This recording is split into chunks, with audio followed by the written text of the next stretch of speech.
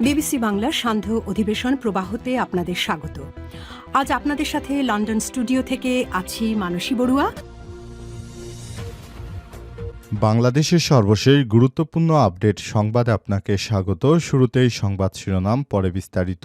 প্রথমেই জানাবো আমাদের হাতে থাকা সর্বশেষ গুরুত্বপূর্ণ সবথেকে তাজা আপডেট সংবাদ। বিএনপি নেতা ইলিয়াস আলীকে হত্যা করা হয়েছে বললেন চিফ প্রসিকিউটর। ১৩ বছর আগে গুমের পর বিএনপি নেতা এম ইলিয়াস আলীকে হত্যা করা হয়েছে এই মর্মে তদন্তে তথ্য পাওয়া গেছে বলে জানিয়েছে আন্তর্জাতিক অপরাধ ট্রাইব্যুনালের চিফ প্রসিকিউটর মোহাম্মদ তাজুল ইসলাম।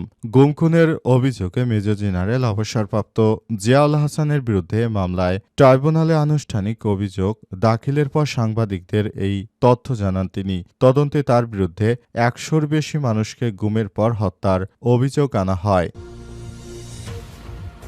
এরপর জানাবো বাংলাদেশ হাই কমিশনারকে ভারতের পররাষ্ট্র মন্ত্রণালয়ের তলব সাধারণ বিষয় বললেন স্বরাষ্ট্র উপদেষ্টা। নয়াদিল্লিতে বাংলাদেশ হাই কমিশনারকে ভারতের পররাষ্ট্র মন্ত্রণালয় তলব করা সাধারণ বিষয় বলে মন্তব্য করেছেন স্বরাষ্ট্র উপদেষ্টা লেফটেন্যান্ট জেনারেল অবসরপ্রাপ্ত জাহাঙ্গীর আলম চৌধুরী। তিনি বলেন, ঢাকাও তাদের হাই কমিশনারকে তলব করেছে। এদিকে নির্বাচন নিয়ে ভারতের নসিহত শুনতে রাজি না আমরা, বললেন পররাষ্ট্র উপদেষ্টা।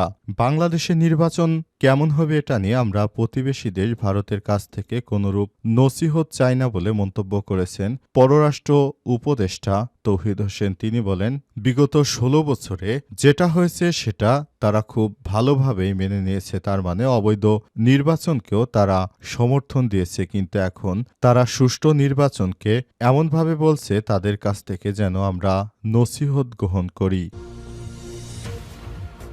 জানাবো সুদানের শহীদ ৬ শান্তিরক্ষীর মরদেহ দেশে আনা হবে শনিবার। সুদানের আবেই এলাকায় জাতিসংঘের শান্তিরক্ষা মিশনের ঘাঁটিতে সন্ত্রাসী ড্রোন হামলায় শহীদ বাংলাদেশ সেনাবাহিনীর শান্তিরক্ষা সদস্যদের মৃতদেহ ২০শে ডিসেম্বর ঢাকায় আনা হবে।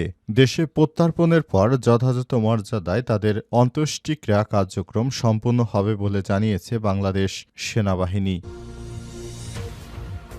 এবং সর্বশেষ জানাবো খালেদা জিয়া এবং তারেক রহমানের প্রধান নিরাপত্তা কর্মকর্তা হলেন শামসুল ইসলাম। বিএনপি চেয়ারপারসন খালেদা জিয়া ও দলটির ভারপ্রাপ্ত চেয়ারম্যান তারেক রহমানের প্রধান নিরাপত্তা কর্মকর্তা হিসেবে দায়িত্ব পেয়েছেন অবসরপ্রাপ্ত ব্রিগেডিয়ার জেনারেল ড.এ.কে.এম. শামসুল ইসলাম। আজ বিএনপির জ্যেষ্ঠ যুগ্ম মহাসচিব অ্যাডভোকেট রুহুল কবির রিজভী সই করা এক বিজ্ঞপ্তিতে এই তথ্য নিশ্চিত করা হয়েছে। প্রিয় দর্শক, এতক্ষণ শুনছিলেন সংবাদ শিরোনাম, এবারে বিস্তারিত। তবে তার আগে বন্ধুরা, অনুরোধ থাকবে এই সংবাদটিতে একটি লাইক দিন। এই চ্যানেলে আপনি নতুন হয়ে থাকলে আমাদের সংবাদটি দেখতে দেখতে চ্যানেলটি সাবস্ক্রাইব করে রাখুন। কমেন্ট করে বন্ধুরা আপনার মূল্যবান মতামত জানিয়ে দিন আপনি বিশ্বের কোন দেশ থেকে বা বাংলাদেশের কোন স্থান থেকে আমাদের সংবাদটি দেখছেন এবং শুনছেন। আর বন্ধুরা, সংবাদটি আপনার সোশ্যাল মিডিয়া ফেসবুকে শেয়ার করে বন্ধুদেরও দেখার সুযোগ করে দিন। গাজা যুদ্ধে আপনি যদি নিরীহ ফিলিস্তিনিদের ভালোবেসে থাকেন, কমেন্টে ইয়েস লিখে বিশ্ববাসীকে জানিয়ে দিন। এবারে বিস্তারিত। বিএনপি নেতা ইলিয়াস আলীকে হত্যা করা হয়েছে বললেন চিফ প্রসিকিউটর। ১৩ বছর আগে গুমের পর বিএনপি নেতা এম ইলিয়াস আলীকে হত্যা করা হয়েছে এই মর্মে তদন্ত করে তথ্য পাওয়া গেছে বলে জানিয়েছে আন্তর্জাতিক অপরাধ ট্রাইব্যুনালের চিফ প্রসিকিউটর মোহাম্মদ তাজুল ইসলাম। আজ তিনি আদালতকে সব তথ্য নিশ্চিত করেছেন। তিনি বলেন, আমরা তদন্তের মাধ্যমে জানতে পেরেছি বিএনপি নেতা এম ইলিয়াস আলীকে তৎকালীন সাবেক প্রধানমন্ত্রী শেখ হাসিনার নির্দেশে হত্যা করা হয়েছে এবং তার পেট ছিঁড়ে তারপর সাগরে নিয়ে মাঝখানে তাকে ফেলে দেয়া হয়েছে এবং তার সঙ্গে একটি পাথর বেঁধে তারপর ইলিয়াস আলীর লাশকে সাগরের মাঝখানে ফেলে দেয়া হয়, যাতে করে স্রোতের কারণে ইলিয়াস আলীর লাশ পাড়ের দিকে ভেসে আসতে না পারে সেই ব্যাপারটি তারা লক্ষ্য করছিল। আর এ সব কিছুর পেছনে সবথেকে বড় ভূমিকা রয়েছে, অর্থাৎ যে ব্যক্তি মাস্টার মাইন্ড রয়েছেন তার মধ্যে সেটি হচ্ছে আসলে সাবেক মেজর জেনারেল জিয়াউল আহসান। এই জিয়াউল আহসানের মাধ্যমে মূলত এই বাংলাদেশে এই ধরনের সমস্যা সৃষ্টি হয়েছে। এসব সমস্যা সৃষ্টি করে জিয়াউল আহসান তিনি বাংলাদেশটাকে একদম ধ্বংসের দ্বারপ্রান্তে নিয়ে এসেছেন। এ অবস্থায় মেজর জেনারেল জিয়াউল আহসান তিনি যে কাজটি করেছেন সেটি অত্যন্ত ঘৃণিত একটি কাজ, কারণ এই ধরনের কর্মকাণ্ড কোনো সুস্থ মানের মানুষ করতে পারে না, কারণ এই ব্যাপারগুলো অত্যন্ত দুঃখজনক একটি ব্যাপার হয়ে দাঁড়িয়েছে। কারণ দেশের প্রতিটি মানুষ চায় নতুন বাংলাদেশ গড়ে তোলার জন্য, কিন্তু সেভাবে তারা কাজ করতে দিচ্ছে না। বিষয়গুলো অত্যন্ত দুঃখজনক একটি ব্যাপার হয়ে দাঁড়িয়েছে দেশের অভ্যন্তরে। এভাবে যারাই ভারতের আগ্রাসন বিরোধী কথা বলবে তাদেরকে হত্যা ও গুম করেছে বিগত ফ্যাসিস্ট স্বৈরাচারী সরকার। বাংলাদেশের হাই কমিশনারকে ভারতের পররাষ্ট্র মন্ত্রণালয়ে তলব সাধারণ বিষয়। নয়াদিল্লিতে বাংলাদেশের হাই কমিশনারকে ভারত তলব করেছে। কারণ হিসেবে তারা জানিয়েছে, তলব করার বিষয়টি বাংলাদেশে বর্তমান শেখ হাসিনা সরকারের পতনের পেছনে যে সমন্বয়করা রয়েছে তার মধ্যে অন্যতম সমন্বয়ক হাসনাত আব্দুল্লাহ। তিনি বলেছেন, ভারত যদি আমাদের নিরাপত্তার জন্য হুমকি হয় তাহলে আমরা সেভেন সিস্টার্সকে স্থিতিশীল থাকতে দেব না। এই ঘটনার পরই ভারত তার নিরাপত্তা ইস্যুতে নড়েচড়ে বসেছে। ভারত মনে করছে বর্তমান যে সরকার রয়েছে এতে তারা নিরাপত্তাহীনতায় ভুগবে। এরপরই তারা বাংলাদেশের রাষ্ট্রদূতকে ডেকে নিয়ে ভারতের পররাষ্ট্র মন্ত্রণালয় তলব করেছে।